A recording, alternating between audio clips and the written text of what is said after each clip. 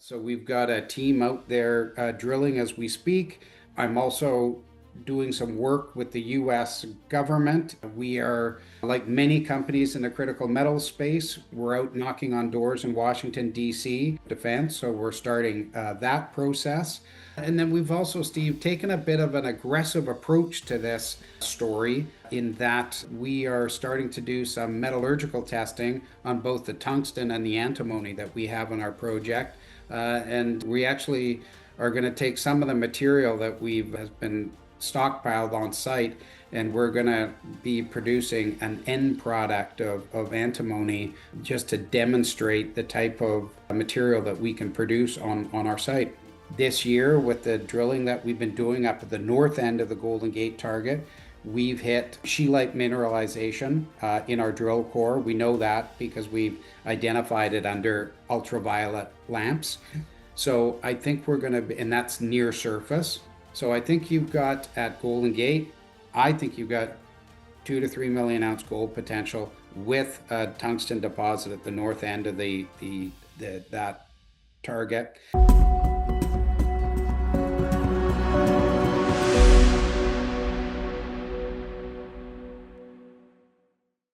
Good day. We have a guest, Craig Lindsay, CEO of U.S. Operations with Resolution Minerals. Craig, great to have you on our show. Hi, Steve. It's fantastic to be here. Really appreciate you taking the time to visit with me. Yeah, so I know you're in Vancouver. So what's that background, first of all? We are in the middle of a drill program in Idaho at the Horse Heaven project. So we're looking at a drill behind me at something we call the Golden Gate target. Okay, well, Craig, before we get into that, if you can tell us a little bit about yourself, your role there, and how you got involved, and what's your role now? Sure. Background is in corporate finance and investment banking. I've been in junior mining markets in North America for the past 25 years. A lot of my work has been focused on the TSX Venture Exchange and the CSE, some stuff on Amex, but more recently, I was involved with a group that had acquired a private asset, about 14,500 acres in Idaho. That's gold, antimony, and tungsten. And we sold that to Resolution Minerals. That deal closed in June of 2025, and they were looking for someone to help them run the operation on the ground. So they retained me as the CEO of US Operations. And my role there is I put a geologic team together to run the project on the ground. So we've got a team out there drilling as we speak. I'm also doing some work with the US government. We are, like many companies in the critical metals space, we're out knocking on doors in Washington, D.C. defense. So we're starting that process. And then we've also, Steve, taken a bit of an aggressive approach to this story in that we are starting to do some metallurgical testing on both the tungsten and the antimony that we have in our project. And we actually are going to take some of the material that we've has been stockpiled on site, and we're going to be producing an end product of antimony just to demonstrate the type of material that we can produce on our site. Craig, my understanding of tungsten is it's second to diamond in terms of sturdiness. It's used significantly for American defense. For those of us who don't know much about that or what else you have gold. If you can tell us a little bit more about the significance of tungsten and what else you have. Sure. Well, firstly, this project, we call it Horse Heaven, 14,500 acres. And the first thing I'd like to comment on is that we're immediately adjacent to Perpetua Resources Stibnite mine. And they're a little bit over $2 billion in market cap. And they've recently permitted this mine, and it's going to produce about 450,000 ounces of gold per year. And Stibnite will also, they've got 145 million pounds of antimony. Then they were going to produce about 35% of the United States antimony requirements in the first 4 years of production. So our geology at Horse Heaven is directly comparable to the geology that they've got at Stibnite. We're just at an earlier stage. So we've got gold. We're drilling at Golden Gate. That's about a 3 kilometer strike length of gold that's in soils and rock samples from one end of Golden Gate to the other. It's about a half-kilometer wide. There's been a historic resource drilled on the project. Of about 270,000 ounces of gold. So we've got a big gold endowment that we're trying to drill out there. Secondly, very importantly, the project did produce tungsten historically at the Golden Gate target. It was small scale. It was originally processed at the old Stibnite mine. And when the Stibnite mine closed in 1952, they actually built a tungsten mill at the bottom of the hill. We call it the Johnson Creek Mill. That processed tungsten up till about 1980. And then in World War I and World War II, the US government actually produced antimony at the Horse Heaven project. So we've got those three metals. All of them are considered critical metals to the United States. And yes, both tungsten and antimony are used in munitions. It's a defense industry product that's in very limited supply in the United States. Tungsten is a steel hardener. Antimony is used in primers for munitions. It's also a flame retardant. It's got a number of different applications from a defense perspective. And the United States produces no antimony currently. The Chinese have cut off their supply of antimony to the United States, which has created a critical supply issue for the United States government. So there is a big push on to develop domestic supplies of these critical metals, antimony being one of them, and tungsten also being a very important one. And we've got both of those. So that is really our story. It's critical metals with a big kind of gold story in the background. And you layer on the fact that this is a critical metal to the United States, both tungsten and antimony, and you're in a price environment where gold is at $3,800 an ounce, and tungsten is both tungsten and antimony are in short supply, so the pricing environment for these commodities is very attractive. And then from an antimony perspective, we've got some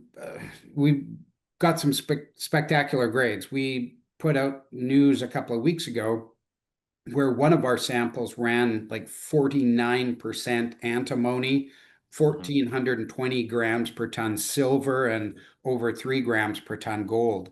So we've got, we're onto something pretty interesting. And with the right amount of capital, we'll be able to aggressively push this project forward. Craig, you mentioned some comps and peers with some companies nearby, and you said you were just a little bit ahead, or just a little bit, in the earlier stages of the development. Where are you in terms of that timeline? Like, what can investors expect moving forward for the next 3, 6, 9, 12 months? Well, over the next 3 to 6 months, they're going to see results coming out on 20 holes that we're drilling, combination of both core and RC holes. And I think that's going to be a significant result in potentially a significant revaluation of the company. We're trading around a $50 million market cap Australian right now. So that is going to be a significant driver of value. Secondly, we are taking this aggressive approach to moving both the antimony and tungsten story towards production-oriented story, and that we're taking some of the rock that we've got on site, and we're doing metallurgical testing of that material with the view to actually producing an end product that we can take to end users to see how well it would work in their systems. It's a lot of people would say, gosh, you're just in the process of you don't even have a 43-101 compliant resource estimate, but you're out doing some of this metallurgical testing. We feel that in this market, when the US is very interested in developing domestic supplies, you've got the Trump government putting in some loosening up permitting to allow you to move things forward a little bit more expediently from a permitting perspective, particularly for these critical metals, that we may be able to provide an earlier solution to this supply deficit that the United States has. And there are a lot of companies out there doing this. But we just raised 25 million Australian dollars a couple of weeks ago to fund this project. So not only do we have what I consider to be a world-class project from an exploration and development perspective, we're right next door to this Stibnite mine. The Stibnite mines, they're spending over $2 billion US developing it over the next couple of years. They're putting in power lines that are going to run right across our project.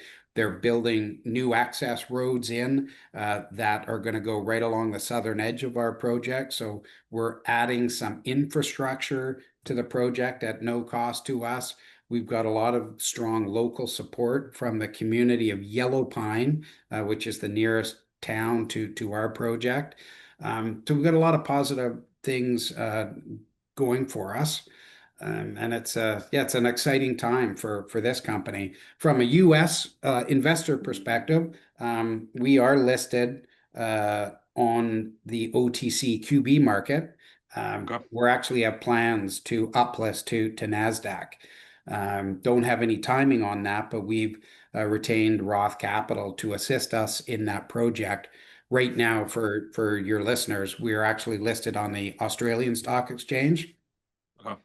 And it's quite interesting. The ASX market, for your listeners who are not aware, they love junior mining stories. The liquidity is excellent. We did just raise $25 million from a very strong group of investors. So there is good support for this project in Australia. But capital markets, as you know, in the United States are far deeper than they are in Australia. And we've got a project in the US that's got some significant kind of critical interest from a US government perspective. So it's a logical step for us to tell our story to US investors and help grow that investor base in advance of NASDAQ listing. So could you tell us a little bit more about the share structure and the major companies, institutions, and insiders involved, and how much stake they have? Yeah, well, it's the group that sold the asset to Resolution holds about this high net worth group of investors who probably own about pre the $25 million finance, 40% of the company. We brought in some Australian institutions into the story and in the financing, as well as, a lot of this is retail money coming into the story from an Australian perspective. We've got, as I said, about a $55 million market cap right now from an Australian perspective. We don't trade heavily in the US on the OTCQB market, but we do want to start introducing it to the US market. I think these stories, typically from a US institutional perspective, it's a little bit too early, but we are starting to get some incoming interest from the US institutional community, largely because they're heavily exposed to the Perpetua story next door. So I think people are starting to hear about this. They're invested in a $2 billion plus market cap company. Yeah. I'm talking US dollars. Yeah. So we're starting to get that kind of interest. So, Craig, you are primarily over the Horse Haven project. Is that Horse correct? Heaven. Yeah. Horse Heaven. And sorry, Horse Heaven. That's my accent coming out. Uh, and then if you can tell us, are you able to tell us a bit about the Drake East and the George project and what else is involved? Yeah, so those are projects that are in Australia. They're antimony and they're gold projects. Um, they're earlier stage, and these projects are actually have some interesting geologic potential to them, but the company has made a geographic shift to the United States. We will be doing moving those projects forward in Australia, but the large majority of our capital is being invested in Idaho in the United States. Gotcha. All right. So in terms of company here, so you have a lot of tungsten, antimony, and gold in the U.S. and Idaho. You got gold and antimony in Australia. Yeah. Uh, and so is this primarily a gold play, a tungsten play, or antimony play? I mean, how do you kind of not spin it, but how do you pitch? What's the pitch? I mean, what's the deep valley here? This is a critical metals play. It's antimony and it's tungsten. That Okay. is what we are pitching. But Okay. the fallback of this story is a significant potential gold endowment. And that's the same story that Perpetua has. It's Okay. it's a it's a gold project with an antimony kicker to it. So Great. a, a, a lot of antimony is associated with gold deposits. There and that's what we have. It's an intrusion-related gold system. There's a significant intrusion that comes up that sits right between the Stibnite mine that Perpetua operates and the Horse Heaven project, and that's really what's driven the mineralization at both projects. And Mhm. they've got gold, tungsten, antimony over there. We've got the exact same thing. We're just on the west side of this intrusion. They're on the east side. They've got north south structures, a big Mhm. shear zone called the Meadow Creek Shear Zone that runs north south to the east side of the intrusion. We've got something called the Johnson Creek Fault Shear Zone that Okay. runs on the west side of this thing. So it's the same system, the same plumbing, the same rocks. It's the same geologic model. Mhm. Um, they've just got 4.5 million ounces of gold, and we're at the very early stages. So we're playing catch up. I like to call it Stibnite 2.0. Well, if you've got even close to what Perpetua has, I mean, what kind of value are we talking about here? Can you paint the picture in terms of upside? And then, secondly, with that, do you see any risk that, hey, we thought they were similar, but like we might not have what we think we have? It's a good question. So let me paint a picture for you. I think at Golden Gate, where we're drilling right now, Mhm. that's 3 kilometers long. It's a half kilometer wide, and historic drilling has demonstrated there's gold along the entire length of that 3 kilometers. I see 2 to 3 million ounce gold potential at the Golden Gate target alone. Okay. This year, with the drilling that we've been doing up at the north end of the Golden Gate target, we've hit scheelite mineralization in our drill core. We know that because we've identified it under ultraviolet lamps. So I think we're going to be, and that's near surface. So I think you've got at Golden Gate, I think you've got 2 to 3 million ounce gold potential with a tungsten deposit at the north end of that target. And then you've got Antimony Ridge. We don't have a permit to drill at Antimony Ridge. We're filing one this fall. We'll see how long that takes to get it. So I don't want to do any arm waving on the antimony endowment at Antimony Ridge. However, I'm Mhm. where this thing was mined historically, Mhm. the trenches, it was just open pit, and the trenches are 3,000 feet long, and Mhm. they're on the side of a hill where there's 1,000 to 1,500 foot in elevation and 3,000 feet long. And we've had some of these very strong grades that I've just told you about. So I think the potential to have these bedded veins of high grade mineralization of this antimony mineralization with drilling, I think you could see a significant antimony story that's at or near surface that could be mined potentially by open pit. So it's those two targets alone create what could be a very significant standalone story. And at a worst case scenario, it could be feeder mineralization to extend the life of what they've got over at Stibnite next door. So I should tell you we've got 100% interest in our projects. So we're in good shape there. The other thing I would say from a permitting perspective, we are on Forest Service land. So we're in the Boise National Forest, which has a history of being kind of the most difficult land to permit on in the United States. But we've developed quite a good relationship with the Forest Service so far. So this first drill program that we just started August 1st, we've ticked all the boxes for the Forest Service.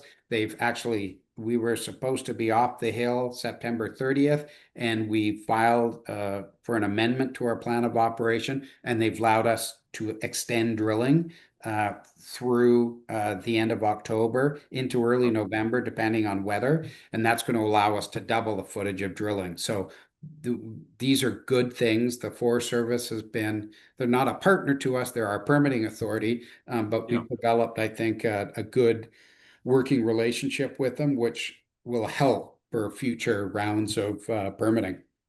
That's encouraging. Craig, anyone else who wants to follow your story, learn more about you guys, if you can share your ticker, your point of contact or website, that'd be amazing. www.resolutionminerals.com is the website. We're on the ASX. RML is our symbol, and it's RLMLF on the OTCQB market in the United States. Great. We'll put that in the notes. Craig, thanks so much for your time and for sharing about your story. Look forward to learning more about it. Full disclosure, Craig has not paid for this interview, and we are not currently investors, but that may change soon after a compelling story. Craig, thank you so much for your time and for sharing your knowledge here. What you got going on here? Thank you so much for having us on today. Really appreciate it.